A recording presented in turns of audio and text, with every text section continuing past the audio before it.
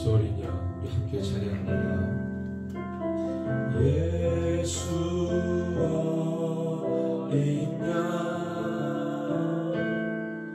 십자가 그 사랑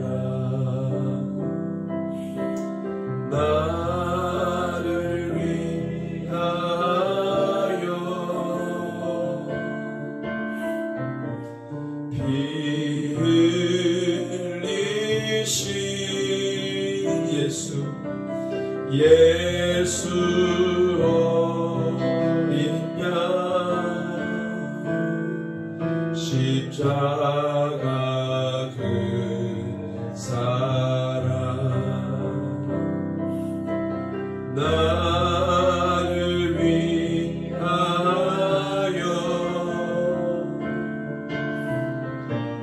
피 흘리신 십자가 지신 그 사랑 나 따라갑니다.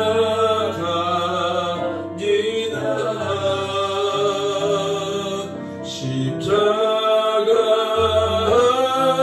앞에 나가 나의 삶을 드리네. 예수 어린 양 십자가 그 사랑 나를 위하여 피 흘리신 십자가 지신 그 사랑 나 따라갑니다.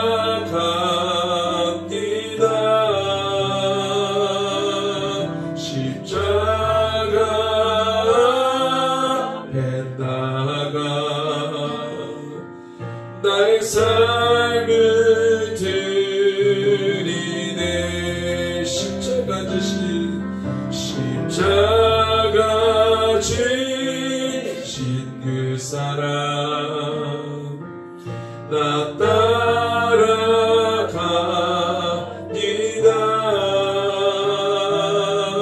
십자가 앞에 나가 나의 삶을 드리네. 한 번 더 예수 어린 양 예수 어린 양 십자가 그 사랑 나를 위하여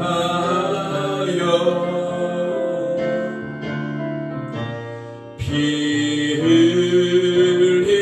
흘리신 십자가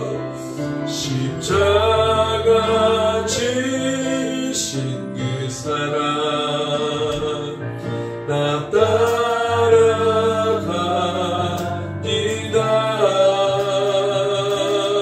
십자가 앞에 나가 나의 삶을 드리네. 나를 새롭게 하신 놀라운 그 사랑 되신 주를 예배하네. 나를 새롭게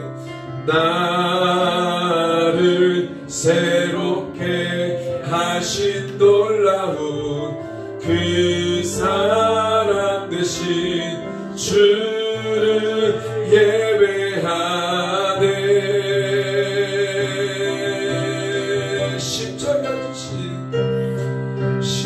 십자가 지신 그 사랑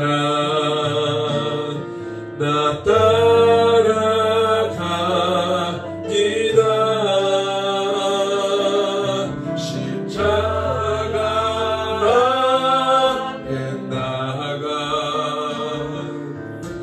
나의 삶을 드리네. 십자가 지신 그 사랑 나 따라가이다.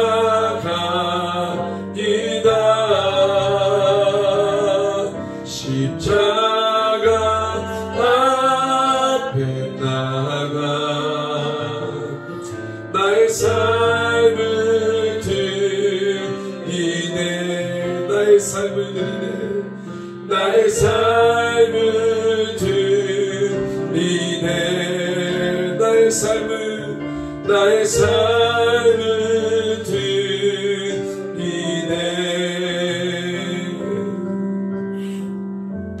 예, 우리 회개의 고백을 함께 읽고 고백하겠습니다. 안목의 종용과 이생의 자랑에 붙들려 하나님으로부터 오지 않은 것을 구하며 산 것을 용서하소서. 육신에 속한 자아를 섬기며 돌이켜 죄에서 회개하고 떠나지 않음을 용서하소서. 말로 믿음 생활하고 행동하고 실천하지 않은 것을 용서하소서. 함께 기도하겠습니다. 주여, 아버지 하나님 그렇습니다. 우리 안에 하나님, 우리 안에 주님의 찬스 하나님 아버지, 우리 안에 하나님 아버지 주님 자신을 사랑하며 모든 죄를 주님께서 용서해 주시고 주님의 뜻을 주님의 마음 하나님 주의 말씀을 따라가는 주님의 사랑을 하나님께로부터 오지 않은 것을 구하며 살았습니다. 주여 용서해 주시고 육신에 속한 자를 섬기며 돌이켜 죄에서 회개하고 떠나지 않았습니다. 주님, 날마다 땅의 것을 위해 살았습니다. 내 육신의 자아를 위해 살았습니다. 하나님 십자가를 위해서 하나님 나의 영혼을 내어주십시오. 내가 주를 내어주십시오. 주님 용서해 주시고 하나님 행동하는 자가 실천하는 자가 되시고 주의 말씀에 따르는 자가 되게 하시고 하나님 이 새벽에 하나님 아버지 그 십자가의 이끌어 하나님 아버지 주님과 신령을 믿음의 사람이 되시고 하나님의 신령을 새롭게 해주시고 바꿔주시고 주님께서 내 신령을 말씀을 통하여서 내 신령과 마음 가운데 묶인 것들이 다 풀어지게 해주시고 하나님의 말씀 따라가는 믿음의 삶이 되시고 주여 붙잡아주시고 삶을 도와주시고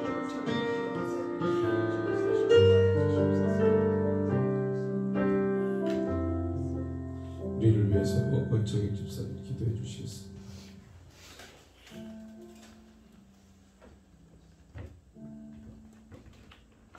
주님 감사합니다. 주님의 이름을 찬양합니다. 우리를 창조하신 하나님을 찬양합니다. 우리 죄를 대신해서 십자가에서 죽으신 어린 양 예수 그리스도의 이름을 찬양합니다.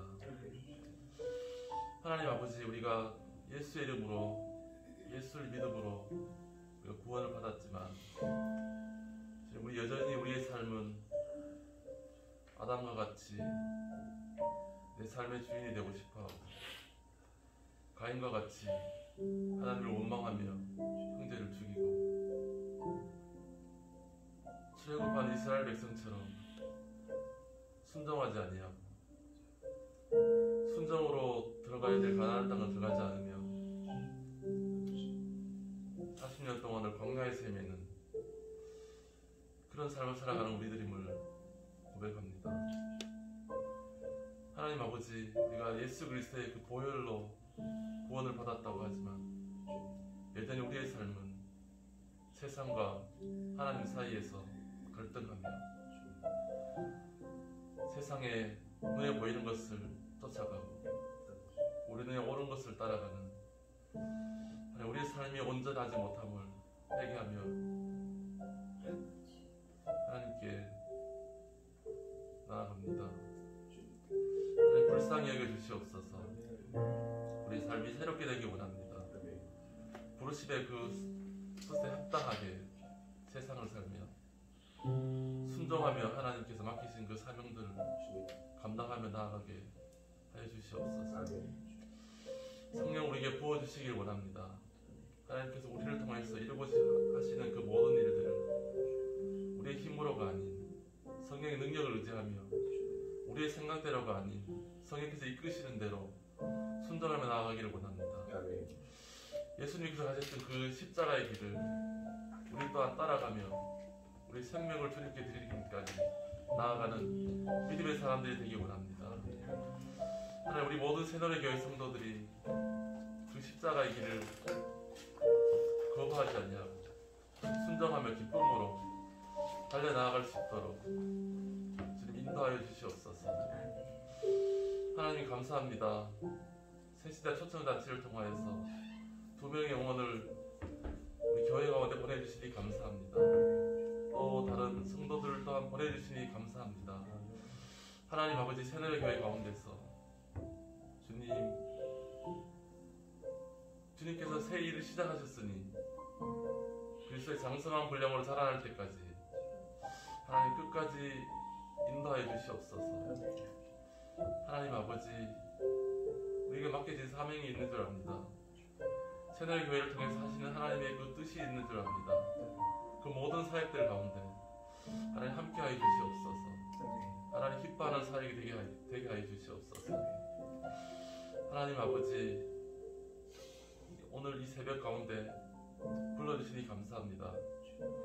말씀을 통하여서 우리를 깨닫게 하시고 새롭게 하시며 또 우리 마음에 찔림이 있게 하여 주시고 하나님 새롭게 나아가는 시간 되게 하여 주시길 원합니다. 드려진 모든 기도를 통하여서 하나님 영광 받아 주시옵소서. 이 충북 땅과 대한민국과 북한과 열방을 올려드리며 기도할 때 하나님, 당신의 사업들, 맡겼던 모든 사역들이 뚫리며 새롭게 일어나는 부흥이 일어나는 역사가 일어나게 하여 주시옵소서. 시동을 주님께 맡깁니다. 예수님 이름을 기도드렸습니다.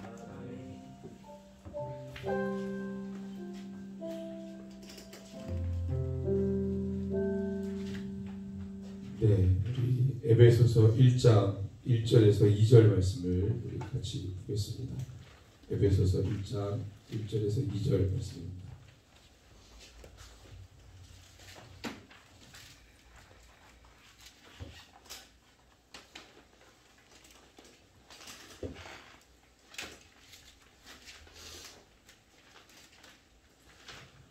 에베소서 1장 1절에서 2절, 나머지 구절들은 우리가 내용을 함께 보면서 우리 읽도록 할게요. 1장 1절에서 2절을 우리 먼저 같이 한번 읽겠습니다.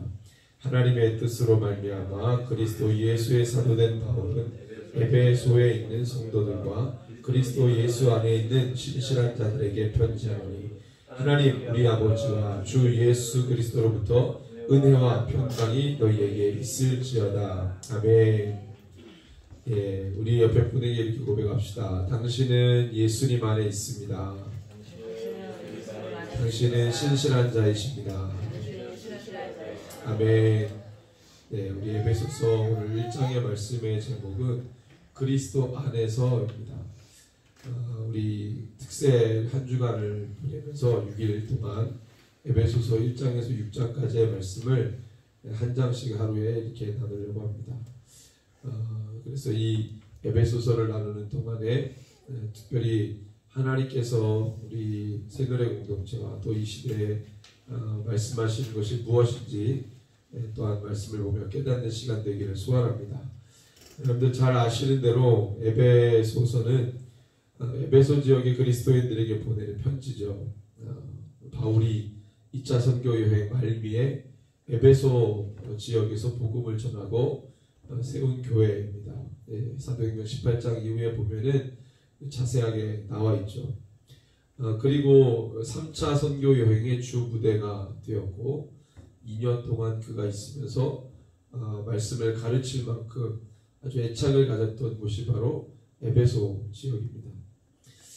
사도행전을 쓴 이 누가의 눈에 비친 에베소 사람들을 보면은 굉장히 열정이 있고 그리고 정이 있는 사람들로 기록을 합니다. 그래서 바울이 사역을 마치고 떠나려고 할 때 더 있기를 간구하고, 또 바울이 성령을 아느냐라고 얘기했을 때 성령 받기를 원했던 사람들이고, 그리고 말씀드렸지만 바울이 물론 이제 바울을 대적했던 자들도 있었어요.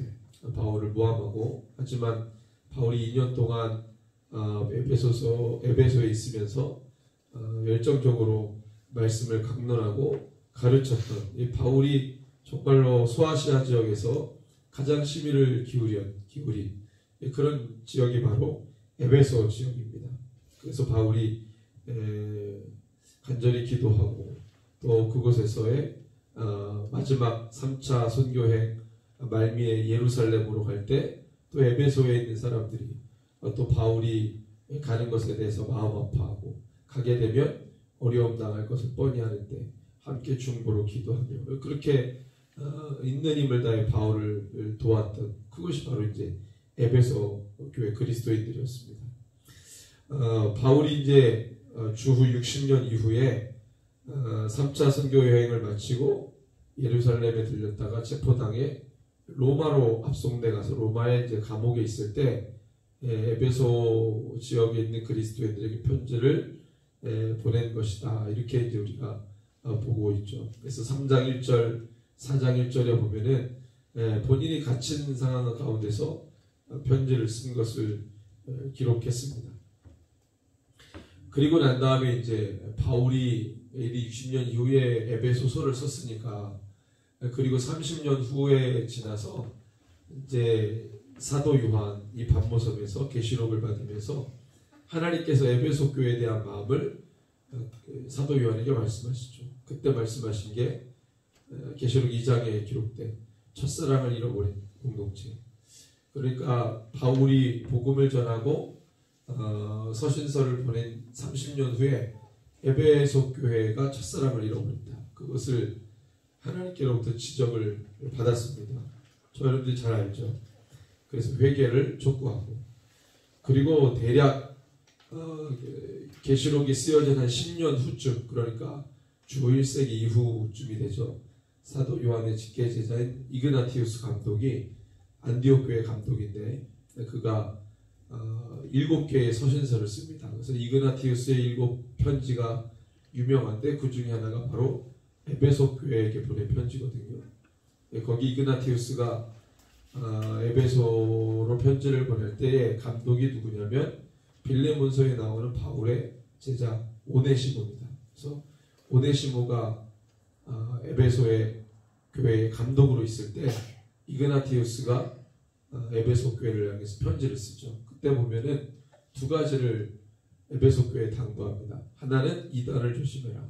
두 번째는 그때 당시에 트라이아누스 황제가 교회를 핍박할 텐데 배도 행위를 조심해라. 이렇게 이제 두 가지를 당부를 하는데 원앙부 오네시모가 목회를 잘해서 에베소 교회가 칭찬을 많이 받습니다. 그러니까 10년 전에 첫사랑을 잃어버렸다 사도 요한의 이 편지를 받고 아마 충격을 받았겠죠. 에베소 교회 소아시아 7교회 전체가 다 그랬을 텐데 그리고 난 다음에 이 오네시모가 감독에 대해서 목회를 열심히 잘했던 것 같아요. 그러니까 이제 에베소 교회가 회복을 했겠죠. 그래서 이그나티우스가 끌려가는 로마로 압송되어 가는 그 상황 속에서 사실은 에베소 교회 편지를 보내 에베소 교회가 지금 잘하고 있다는 것을 칭찬하며 편지를 썼습니다. 그래서 이만큼 하나님도 그리고 사도들의 직계 제자인 감독들도 에베소 지역에 대한 애착이 남달랐습니다. 그게 바로 이제 에베소 교회인 것이죠. 네. 주님이 우리 새노래교회와 모든 이 시대의 교회들을 사랑하십니다. 예, 주님께서 불꽃 같은 눈동자로 보시고 마지막 시대를 이기는 교회인지를 주님이 보시면서 응원하시고 또 우리로 하여금 승리하기를 원하시는 주님의 마음이 있습니다. 이 에베소 교회가 이그나티우스 감독 때의 그런 그 이야기를 두 가지의 당부를 들었는데 바울 시대에도 마찬가지예요. 바울 시대에도 이 에베소 교회 편지를 보낼 때 두 가지의 문제가 있었어요. 그게 뭐냐면 이단들의 문제가 너무 심각했습니다. 그래서 이제 신학자들이 에베소서를 볼 때 바울의 신학의 진수다 이렇게 극찬을 하거든요. 근데 에베소서가 여러분들 읽으면 아시겠지만 되게 쉬운 글은 아니에요. 굉장히 난해합니다. 왜 이렇게 난해한가 봤더니 그 당시에 에베소 교회, 물론 에베소 교회뿐만 아니라 그 당시에 세워진 교회들을 이단들이 엄청 공격했으니까 기독론, 특별히 기독론과 교회론이 굉장히 위협을 많이 받았어요. 그리스도 예수님의 신성과 이성에 관련된 이단들이 심각했습니다. 그래서 에베소서에 보면 기독론과 교회론에 대한 바울의 신학이 이제 담겨 있습니다.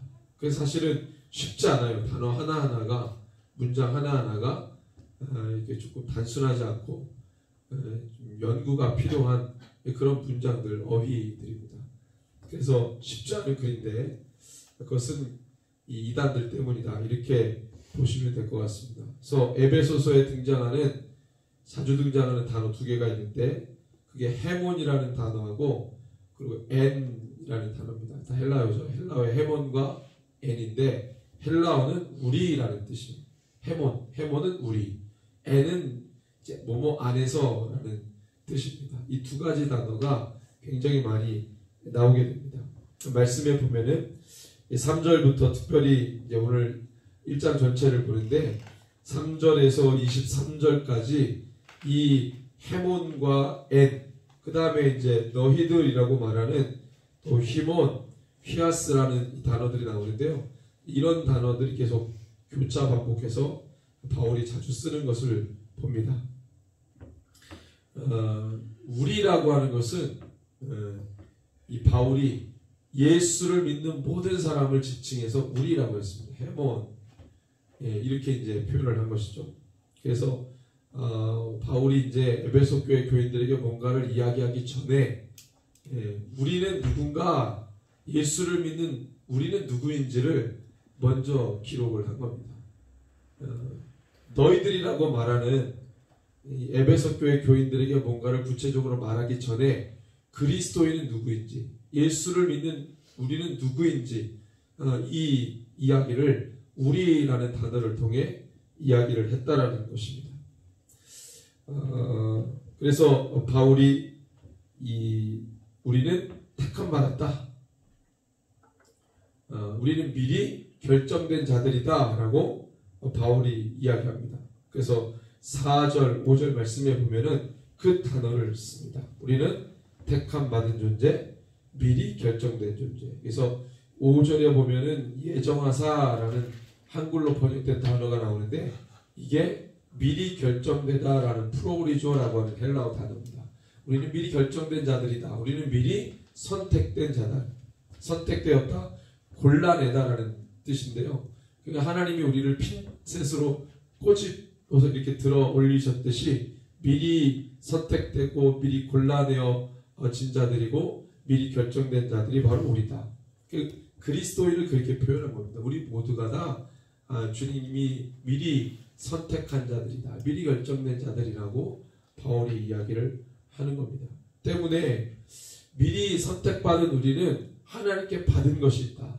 그게 뭐냐라고 쭉 기록을 한 겁니다. 그래서 처음에 하늘에 속한 신령한 복을 받은 자들이다, 그렇게 먼저 이야기합니다. 우리는 선택된 자들인데 선택된 자들이니까 하나님이 귀한 걸 주셨겠지. 첫 번째 뭘 주셨냐? 바로 하늘에 속한 신령한 복을 주셨다. 3절을 한번 읽겠습니다. 찬송하리로다. 하나님 곧 우리 주 예수 그리스도의 아버지께서 그리스도 안에서 하늘에 속한 모든 신령한 복을 우리에게 주시되, 신령한 복을 우리에게 주셨다. 그 신령한 복은 하늘에 속한 것이다. 땅에 있는 것이 아니고 하늘에 있는 것을 받은 자들이 바로 주님 안에 있는 우리들이다, 그리스도인이다, 이렇게 이야기하는 것이죠. 두 번째는 하나님의 거룩한 자녀, 하나님의 자녀가 되었다. 5절 말씀을 같이 읽겠습니다. 그 기쁘신 뜻대로 우리를 예정하사 예수 그리스도로 말미암아 자기의 아들들이 되게 하셨으니. 하나님의 거룩한 자녀, 하나님의 그냥 자녀가 아니에요. 거룩한 자녀, 거룩하신 하나님의 자녀, 거룩한 자녀가 되었다. 왜 이런 이야기들을 콕 집어서 하냐면 이방인 그리스도인들에게 약점은 예수 믿기 전에 자기가 육체의 쾌락을 위해 살았던 삶이 있었어요. 그게 예수 믿어서 끊어져야 되는데 예수 믿어도 이게 잘 안 끊어졌던 거예요. 유대인 그리스도인들은 예수 믿기 전에 유대교의 율법, 모세 율법을 끊어내기가 어려웠고, 이방인 그리스도인들은 예수 믿기 전에 자기가 살아왔던 육체적 쾌락, 향락, 그것을 끊어내기가 어려웠던 거예요. 유대인 그리스도인도 이방인 그리스도인도 끊어내야 될 부분들이 끊어지지 않은 약점들이 있었어요. 이방인 그리스도인은 그런 행실에 대한 문제가 있었죠. 그러니까 이방인 그리스도인들로 대부분이 이루어진 에베소 교회 교인들에게 너희는 하나님의 거룩한 자녀다라고 국집어서 얘기를 하는 것입니다. 그 행실에 대해서 지적하는 것이죠. 세 번째는 우리는 죄 사함을 받았다 이렇게 얘기합니다. 7절을 같이 읽습니다. 우리는 그리스도 안에서 그의 은혜와 풍성함을 따라 그의 피로 말미암아 속량 곧 죄 사함을 받았느니라 이렇게 얘기합니다. 죄 사함을 받았다. 우리는 죄 사함 받은 존재들이다. 그 말은 뭐예요? 뭘 전제합니까? 우리는 죄인이었다. 잊지 말아라. 그것을 강조하는 것이죠. 네 번째는 우리는 주님의 뜻과 비밀을 알게 하시려고, 우리는 주님의 뜻과 비밀을 알게 하시려고 지혜와 총명을 받은 자들이다 라고 얘기합니다. 지혜와 총명을 왜 주셨대요? 주님의 뜻과 비밀을 알게 하려고. 그냥 막 그냥 우리를 막 지혜롭게 하고 막 그래서 학식이 높아지고 뭐 그런 이유가 아니라요. 주님의 뜻과 비밀을 알려면 하나님이 주시는 지혜와 총명이 있어야 된다는 거예요. 자, 우리 8, 9절을 같이 읽습니다. 이는 그가 모든 지혜와 총명을 우리에게 넘치게 하사 그 뜻의 비밀을 우리에게 알리신 것이요 그의 기뻐하심을 따라 그리스도 안에서 때가 찬 경륜을 위하여 예정하신 것이니 이렇게 말합니다. 그러면 이 뜻과 비밀은 무엇에 관련된 뜻과 비밀이냐면 주님의 때와 관련된 것입니다. 주님의 때와 관련된 비밀이에요. 주님의 때와 관련된 뜻입니다. 그것을 깨닫기 위해 총명과 지혜를 주신다는 것이죠. 주님이 우리에게 지혜와 총명을 주신 이유는 분명한 뜻이 있습니다. 그것은 주님의 때, 그 때가 어떻게 이루어지는지, 그 때가 어떻게 성취되어져 가는지 그 뜻을 알게 하시기 위해서, 그것을 우리에게 가르쳐 주시기 위해서 지혜와 총명을 주셨다는 것이죠. 이것은 하나님께서 예전부터 바라신 것이었음을 이야기합니다. 네. 그래서 우리가 그것을 아는 것 자체만으로 주님께 영광이 되고 찬송이 되는 것이다 라고 그렇게 표현해요. 우리가 막 주님께 박수를 치고 찬양을, 노래를 부르는 것, 이것으로 영광을 받으시기도 하지만 바울이 여기서 표현한 것은 하나님의 뜻을 깨닫고 하나님의 때를 깨닫는 것 자체만으로도 주님께 영광이 되고 주님이 찬양을 받으시는 것이다 라고 이야기를, 굉장히 수준 높은 이야기를 바울이 하는 것이죠. 11절 12절을 같이 읽습니다. 모든 일을 그의 뜻의 결정대로 일하시는 이의 계획을 따라 우리가 예정을 입어 그 안에 기업이 되었으니 이는 우리가 그리스도 안에서 전부터 바라던 그의 영광의 찬송이 되게 하려 하심이라. 얼핏 들어서는 이 표현된 단어들이 굉장히 난해하죠. 근데 이걸 좀 풀어서 말씀을 드리는 거예요. 왜 이런 표현들을 하게 되는지. 그러니까 바울이 에베소 교회 교인들에게 알려주고 싶은 건 뭐냐면 주님의 일이 있다라는 거예요. 그분의 일이 있다. 그분의 과업이 있다. 그분이 반드시 이루어야 될 태스크가 있다는 것을 바울이 지금 이야기하는 겁니다. 우리는 그 일에 부르심을 받는 자들이고 그 일을 깨닫기 위한 자들이고 그것을 깨닫기 위해 우리에게 지혜와 총명을 주신 것이죠. 너희가 그것을 아는 것으로 하나님께 영광이 되고 찬송이 되는 것이다 라고 이야기를 하는 것입니다. 자, 그리고 다섯 번째는 이렇게 주시고 알게 하신 이유는 주님과 우리가 연합하기 위한 것이다 라고 말합니다. 뭐 하기 위한 것이다? 연합하기 위한 것이다. 10절을 같이 한번 읽겠습니다. 10절 시작. 하늘에 있는 것이나 땅에 있는 것이 다 그리스도 안에서 통일되게 하려 하심이라. 이 표현 왜 나왔냐면 하늘에 있는 것, 땅에 있는 것이 연합되는 것, 이게 무엇을 지시하는 것이냐? 하나님과 우리가 통일되는 것을 이렇게 얘기합니다. 그래서 주기도문에 보면은 주님이 가르쳐주신 기도문에 보면 하늘의 뜻이 땅에 이루어지는 것, 이게 연합되는 게 진짜 하나 되는 거예요. 주님과 우리와 생각이 일치되고 비전이 일치되고 마음이 일치되는 것, 이게 우리가 주님 안으로 들어갈 때 우리가 겪는 은혜인 것이거든요. 하나님의 뜻을 깨닫는 것은 우리가 주님 안으로 들어가고 주님과 하나 될 때 우리가 그것을 깨닫게 되는 것입니다. 그러니까 이 단어 표현 하나하나가 보면은 결국에는 우리가 주님과 하나 돼야 된다, 이 말입니다. 여러분들, 이게 되게 식상한 이야기인 것 같지만 매우 중요한 이야기. 왜 이렇게 기초적 기본적 진리를 이야기하느냐? 지금 그것에 대해서 위협을 받고 있거든요. 에베소 교회가. 이단들을 통해 기독론의 교회론에 이 우리가 일반적으로 알고 있는 굉장히 식상한 이야기지만 굉장히 중요한 기본 기초되는 이야기들로 이단들이 공격하고 있고, 이게 지금 위협을 받고 있기 때문에 바울이 힘줘서 이 이야기를 하고 있는 것입니다. 사실은 교회가 흔들린다는 것은요, 교회가 흔들린다, 건물이 흔들리는 거와 똑같잖아요. 건물이 왜 흔들립니까? 기초가 부실하면 흔들리는 거예요. 이 마지막 시대에 교회가 우리 지금 마이너스 20년, 20, 30년째 마이너스 하락세인데 성장을 못하고, 왜 그렇습니까? 결국에 그 원인을 따져보면 첫사랑 잃어버리고, 첫사랑이 뭐예요? 기초 기본이잖아요. 그것이 무너져가고 있다. 그게 균열이 일어나고 있다는 거죠. 그래서 우리가 위기감을 느끼고 교회가 이렇게 지금 암담한 현실 가운데 있음을 저와 여러분들이 지금 경험하고 있는 거 아닙니까? 이럴 때 우리가 뭘 얘기하냐면 기초로 돌아가자. 주님께로 돌아가자. 그 본질로 돌아가자. 본질에 대한 이야기를 많이 하는 이유가 거기에 있는 것입니다. 주님, 저와 여러분들이 그 본질이 회복되는 은혜가 있기를 소원합니다. 그래서 이 바울이 모든 그리스도인들이 동일하게 얻은 이 지위, 우리가 이런 것들을 얻었다. 어마어마한 지위잖아요. 신분이잖아요. 이러한 어마어마한 것을 받고 지위를 받은 자들이 바로 우리들이다. 그 다음부터 13절부터는요, 너희들이 나와요. 너희들. 13절에 보니까 너희도, 너희의, 그리고 이제 15절부터 너희의, 이 너희가 누구냐면 이제 에베소 교회들, 에베소 교회 교인들을 너희들이라고 말합니다. 너희들 이렇게 이야기합니다. 그래서 이 너희들은 그럼 누구냐? 3절부터 12절에 모든 은혜를 다 받은 자들이 너희들이다. 내가 지금 3절부터 12절까지 얘기했던 모든 주님 안에 특정함을 입은 자, 5가지의 이거 다 받은 자, 그런 존재가 바로 너희들이다. 너희는 보통 신분이 아니다. 보통 존재가 아니다. 그래서 13절부터 그것을 이야기하는 것이죠. 가시죠. 예, 그래서 이 에베소 교회가 들어야 될, 다시 회복해야 될 기초가 뭐냐?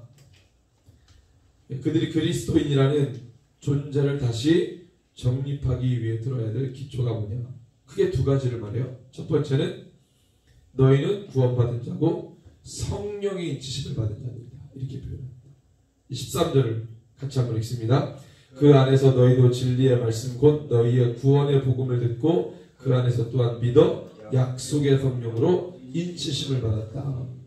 인치심을 받았다라는 말하고 예수를 믿었다, 구원을 받았다, 다 똑같은 동의어입니다.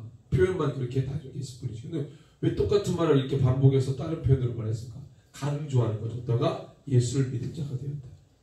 근데 2번째는 뭐냐면 그래서 너희는 예전으로 돌아갈 수 없는 존재다. 성령으로 인치심을 받은 너희는 예전 죄인의 모습으로 돌아갈 수 없다. 왜? 십자가의 공로로 보증된 존재들이니까. 너희들이 예수님의 십자가 사건으로 보증된 존재들인데 옛 모습으로 돌아가는 순간 예수님을 2번 죽이는 일이 되는 것이다. 예수님 2번 죽이는 죄를 짓는 것이다. 그러니까 돌아갈 수 있다 없다? 없다. 돌아가면 안 된다라고 이야기하는 것이죠. 그런 위협들이 있는 게 로마 황제가 엄청 핍박을 하니까 배도하는 일들이 일어납니다. 그리고 이단들을 통해서 자기가 가지고 있는 들었던 이 신앙의 기본 교리들이 깨지기 시작해요. 이런 위협들이 있으니까 바울이 이렇게 강조하는 것이죠. 그래서 이 15절에서 23절 이 말씀을 통해서 에베소 교회의 이제 기도 제목 이 2가지를 당부하는데 15절에서 23절에 걸쳐서 반드시 에베소 교회가 붙들어야 될 기도 제목이 무엇인지를 바울이 얘기하는데 핵심은 뭐냐면 예수님과 하나 되어야 된다. 교회 안에서 하나 되어야 된다. 이 얘기를 합니다. 예수님 안에서 하나 됨, 교회 안에서 하나 됨. 이걸 이야기해요. 그래서 이게 신학적 용어로는 기독론의 일치, 교회론의 일치 이렇게 말하는 겁니다. 22절, 23절을 같이 읽습니다. 또 만물을 그의 발 아래 복종하게 하시고 그를 만물 위에 교회의 머리로 삼으셨느니라. 교회는 그의 몸이니 만물 안에서 만물을 충만하게 하시는 이의 충만함이니라. 말이 좀 복잡한데 간단하게 말하면 교회는 예수님을 충만하게 하는 존재 이렇게 해요. 네. 그러면 교회 공동체가 예수님을 충만하게 하는 존재라고 한다면 우리는 누구랑 붙어 있어야 그게 가능하겠어요? 주님과 붙어 있어야 되겠죠. 그래서 예수님이 우리의 머리 되시고 우리는 그의 몸이다. 네. 가지가 줄기에 붙어 있어야 생명인 것처럼 우리가 주님께 붙어 있지 않으면 안 되는 것이죠. 주님과 붙어 있어야 우리가 교회로서 존재하는 의미가 있는 것이죠. 그것이 생명된 교회의 모습인 것이죠. 그러니까 말이 어렵지만 우리가 주님과 하나 되어야 된다 이 말을 계속 하고 있는 거예요. 분리되면 안 된다. 떨어져 나가지 마라. 주님 안에 있어야 우리는 교회고 그리스도인이다 라고 바울이 거듭 강조합니다. 자, 그러면 우리가 주님 안에 있어야 될 주님이 누구인지가 분명해야 되잖아요. 이게 다 원론적인 얘기하는 건데 17절에서 19절이 주님이 누구인, 우리는 누구고 주님이 누구인지를 계속 얘기해요. 그래서 알게 한다라는 단어가 자꾸 반복적으로 나옵니다. 주님이 누구인지 알아야 되고 우리가 누구인지를 알아야 된다. 17절에서 19절 같이 한번 읽습니다. 우리 주 예수 그리스도의 하나님 영광의 아버지께서 지혜와 계시의 영을 너희에게 주사 하나님을 알게 하시고 너희 마음의 눈을 밝히사 그의 부르심의 소망이 무엇이며 성도 안에서 그 귀의 영광의 풍성함이 무엇이며 그의 힘의 위력으로 역사하심을 따라 믿는 우리에게 베푸신 능력이 지극히 크심이 어떠한 것을 너희로 알게 하시기를 구하노라. 이런 것들을 계속 얘기합니다. 너희가 누구고 주님이 누구인지를 알아야 된다. 그래야 우리가 주님과 진정으로 연합하고 하나 될 수 있다. 우리는 예수님을 충만하게 하는 존재다. 주님과 붙어 있어야 가능하다. 이런 이야기들을 하고 있는 것입니다. 저와 여러분들은 교회입니다. 우리가 주님 안에 있어야 교회입니다. 주님 밖으로 떠나는 순간, 떨어져 나가는 순간 우리는 교회일 수 없는 것입니다. 그럼 우리가 주님 안에 있으면 어떻게 할까? 주님의 일에 내가 집중하느냐? 주님의 비전에 나도 그 비전을 따라가려고 하는 마음들이 있느냐? 그 하나하나를 보면 우리가 확인할 수 있는 것입니다. 주님의 비전이 나의 비전이 되는 것이죠. 주님의 일이 나의 일이 되는 것이죠. 저와 여러분들이 이 사명의 길을 걸어가는 동안에 주님의 일에 또 주님의 그 마음에 주님의 뜻에 여러분들이 매이고 집중하며 그를 함께 달려가는 진정한 교회가 되기를 소망합니다. 에베소 소설을 우리가 함께 묵상하는 내내 동안에 주님의 그 같은 음성을 들을 수 있으시기를 바랍니다. 오늘 이 새벽 우리가 함께 기도하기를 원합니다. 주님, 올바른 교회가 되게 하여 주십시오. 예수님을 어떻게 알고 고백하느냐가 결정하는 것인데 주님, 우리가 이 에베소서에 기록된 그 교회 되기를 원합니다.